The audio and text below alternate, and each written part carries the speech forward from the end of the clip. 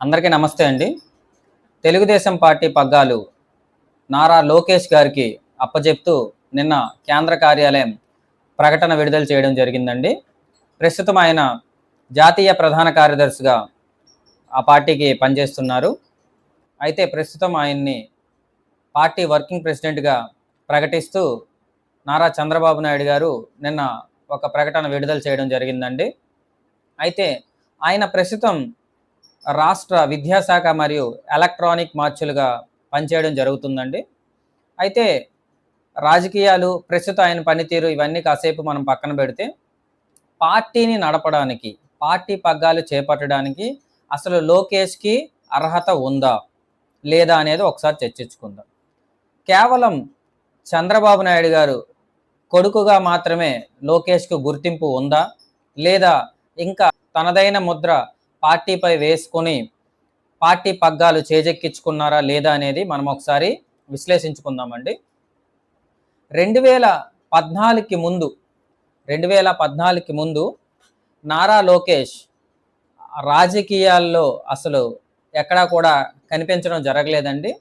2014కి ముందు ఆయన స్టాన్ఫర్డ్ యూనివర్సిటీలో అమెరికాలో విద్యాభ్యాసం చేస్తూ 2014కి ముందు అసలు పార్టీలో ఎక్కడా కూడా యాక్టివ్‌గా ఉన్న సందర్భాలు ఎక్కడా లేవండి. అయితే చంద్రబాబు నాయుడు గారికి వయసు సుమారు 70 సంవత్సరాలు వస్తున్న వేళ పార్టీ కేడర్‌లో గాని, ఆంధ్ర రాష్ట్ర ప్రజలకు కానీ ఒక సందేహం అనేది ఉందండి. తెలుగుదేశం పార్టీని చంద్రబాబు నాయుడు గారి తర్వాత నడిపించే సత్తా ఎవరికి ఉంది?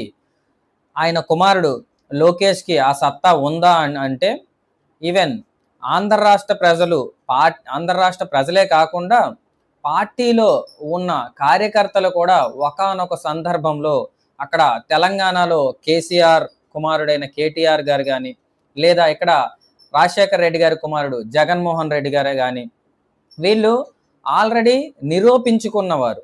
అక్కడ కేసీఆర్ కుమారుడు కేటీఆర్ని కనుక తీసుకుంటే ఆయన మాటల్లో కానీ, చేతల్లో కానీ, పార్టీ నాయకుల్ని సమన్వయం చేసుకోవడంలో కానీ ఆయన చురుకుదనం చూపించి పార్టీ వర్కింగ్ ప్రెసిడెంట్‌గా కూడా ఆయన నియమించబడ్డాడు. అలాగే మన ఆంధ్రప్రదేశ్ చూసుకుంటే జగన్మోహన్ రెడ్డి గారు రాజశేఖర్ రెడ్డి కుమారుడిగానే కాకుండా ఆయనకంటూ ఒక మాస్ ఇమేజ్‌ని క్రియేట్ చేసుకొని 2 దఫాలు ఎంపీగా సుమారు 5 లక్షల పైచిలుకు ఓట్లతో గెలిచి ఆయన కూడా ముఖ్యమంత్రి కుమారుడిగా నిరూపించుకొని ఒక సొంతంగా పార్టీ కూడా పెట్టుకొని ఆయన తనకు తాను నిరూపించుకోవడం జరిగింది. అయితే ఆంధ్ర రాష్ట్ర ప్రజలతో పాటు తెలుగుదేశం పార్టీ కార్యకర్తల్లో కూడా చంద్రబాబు నాయుడు గారి తరువాత నారా లోకేష్ గారు ఆ స్థాయిలో పార్టీని నడిపించగలరా అని ఒకానొక టైంలో సందేహం అనేది రావడం జరిగిందండి. కేటీఆర్‌లా లేదా జగన్మోహన్ రెడ్డిలా ఆయనకి మాట తీరు లేదు. అలాగే ఆయన పనిచేసిన అనుభవాలు కానీ ఏమీ లేవు కాబట్టి పార్టీ పరిస్థితి ఏంటనేది అందరూ చర్చోపచర్చలుగా చేసుకోవడం జరిగిందండి. అయితే 2014కి ముందు ఆయన్ని పార్టీలోకి తీసుకొచ్చి ఆయన్ని కొంచెం బూస్టప్ చేసి పార్టీలో పై స్థాయిలో చూపించాలనే ప్రయత్నం అయితే చేయడం జరిగిందండి. అయితే ఆ ప్రయత్నం చేస్తున్న క్రమంలో ఆయన్ని స్టాన్ఫర్డ్ యూనివర్సిటీలో చదువుకున్నాడు. లేదా వరల్డ్ బ్యాంక్‌లో, ప్రపంచ బ్యాంక్‌లో పనిచేసిన అనుభవం ఉంది. ఇలాంటి పెద్ద పెద్ద మాటలు చెప్పినా గానీ జనాల్లో చాలా నైరాశ్యం అనేది ఉండేదండి. అయితే 2014 తర్వాత తెలుగుదేశం పార్టీ అధికారంలోకి వచ్చిన తర్వాత నారా లోకేష్ గారికి ఎమ్మెల్సీ పదవి అంటే శాసన మండలి సభ్యునిగా ఎన్నుకొని ఆయనకు పంచాయతీరాజ్ శాఖను అప్పజెప్పడం జరిగిందండి. అయితే పంచాయతీరాజ్ శాఖలో కూడా ఆయన పనితీరు చాలా మెరుగ్గా ఉంది. చాలా జాతీయ స్థాయి అవార్డులు వచ్చాయని చెప్పి ఆయన్ని పైకి లేపడానికి కార్యకర్తలు గాని, పార్టీ గాని చాలా ప్రయత్నాలైతే చేసిందండి. కానీ ఎన్ని ప్రయత్నాలు చేసినా గాని ఆయనకి విమర్శలు తప్పలేదు. ఎందుకు అంటే ఆయన అమెరికా నుంచి రావడం వల్ల తెలుగు సరిగ్గా మాట్లాడడం వచ్చేది కాదు. అలాగే కార్యకర్తల్ని డీల్ చేసే పద్ధతి ఆయనకి తెలిసేది కాదు. అలాగే ఇంకా కార్యకర్తల సంక్షేమ నిధి అని చెప్పి దేశంలోనే మొట్టమొదటిసారి ఒక పార్టీ కార్యకర్తల కోసం సంక్షేమ నిధిని పెట్టి ఆ సంక్షేమ నిధి యొక్క ఆలోచన లోకేష్ గారిదే అని పార్టీ పైకి లేపి చెప్పినా కానీ జనాలు మాత్రం, వాస్తవంగా చెప్పాలంటే జనాలు మాత్రం నమ్మే స్థితిలో ఆ పరిస్థితులు అనేవి ఉండేవి కాదండి. అయితే 2014 తర్వాత ఆయన మంత్రిగా చేసిన, ఆయన పనితీరు బాగుందని చెప్పినా, ఎన్ని మాటలు చెప్పినా గానీ అటు కేటీఆర్ లాగా గానీ, ఇటు జగన్మోహన్ రెడ్డి లాగా గానీ ఆయన మాట తీరు కానీ, జనాల్లో కార్యకర్తల్ని కలుపుకొని వెళ్ళే తీరు కానీ ఆయనకి రావడం లేదని విమర్శలు ఉండడం మాత్రం మనం ఒప్పుకొని తీరాల్సిందేనండి. అయితే దీనికి తోడుగా 2019 ఎన్నికల్లో ఆయన మంగళగిరి నుంచి పోటీ చేసి ఒక సామాన్య కార్యకర్త అయిన రామకృష్ణ ఆర్కే గారి చేతిలో సుమారు 5,000 ఓట్ల తేడాతో ఓడిపోవడం జరిగిందండి.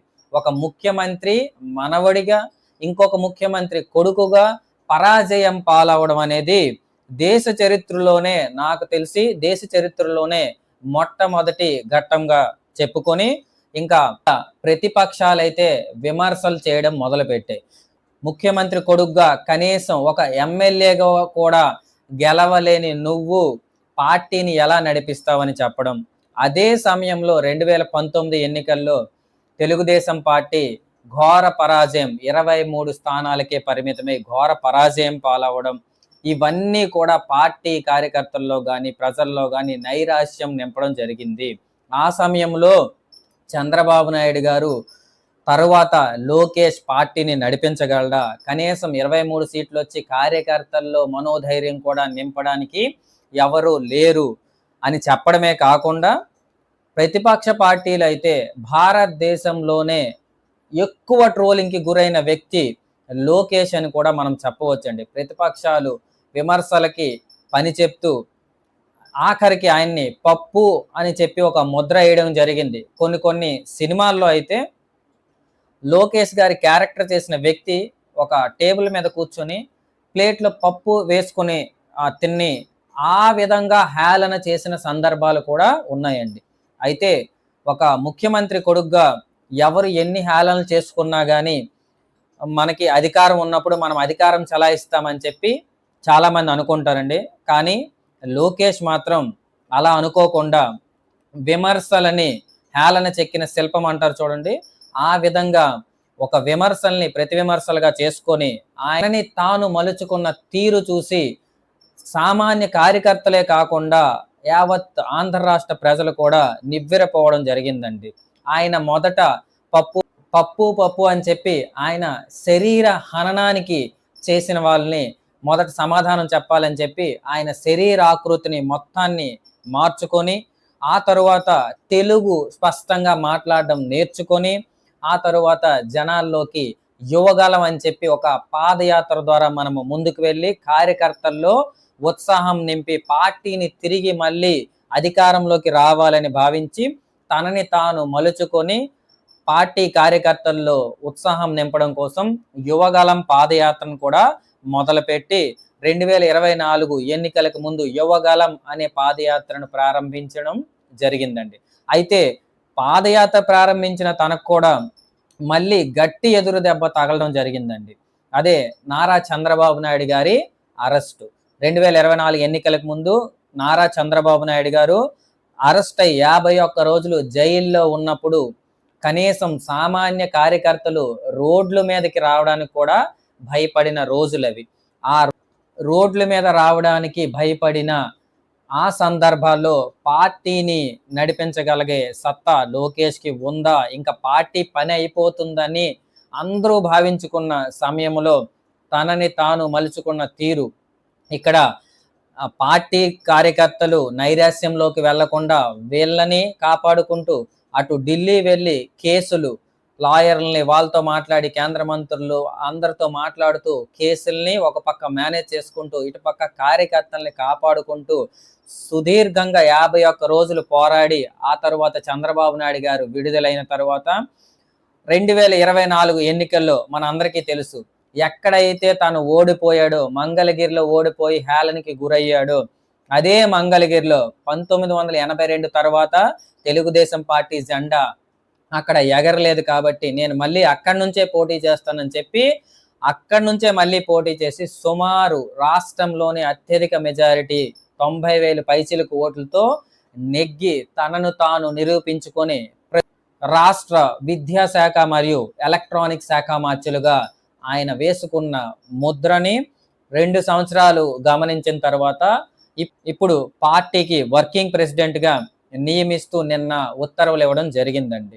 అయితే పార్టీ కార్యకర్తల్లో ఈ విషయం వర్కింగ్ ప్రెసిడెంట్గా అవుతారనే విషయం అందరికీ తెలిసే ఉంటుంది. కానీ జనాల్లో ఈయన వర్కింగ్ ప్రెసిడెంట్గా అసలు అర్హత ఉందా లేదా అనే స్థాయి నుంచి కేవలం చంద్రబాబు నాయుడు కొడుకు కాబట్టి ఈయన మినిస్టర్ పదవి వచ్చింది, లేకపోతే ఈయన కనీసం తెలుగు మాట్లాడలేకపోతున్నారు, ఇలాంటి వారు పార్టీని నడిపించగలరా, ఈవెన్ ఈయన సహచరులైన కేటీఆర్ గారు కానీ జగన్మోహన్ రెడ్డితో కనీసం పోటీ పడలేకపోతున్నారనే స్థాయి నుంచి ఇప్పుడు రాష్ట్ర విద్యాశాఖ మినిస్టర్గా ఆయన చేపట్టిన తీరుకి, అలాగే ఒకప్పుడు జగన్మోహన్ రెడ్డి ప్రతిపక్ష నేత అయిన జగన్మోహన్ రెడ్డి లోకేష్ స్థాయి నాది కాదు అని చెప్పి కేవలం చంద్రబాబు నాయుడు గారిని విమర్శించిన తీరు ఇప్పుడు 2024 అధికారంలోకి వచ్చిన తర్వాత లోకేష్ మారిన తర్వాత, లోకేష్ తనకి తాను మారిన తర్వాత, ఒక లీడర్గా ప్రూవ్ చేసుకున్న తర్వాత ఇప్పుడు సాక్షాత్తు జగన్మోహన్ రెడ్డి సైతం లోకేష్ని విమర్శిస్తున్నారు. లోకేష్ రెడ్ బుక్ రాజ్యాంగం నడిపిస్తున్నారు.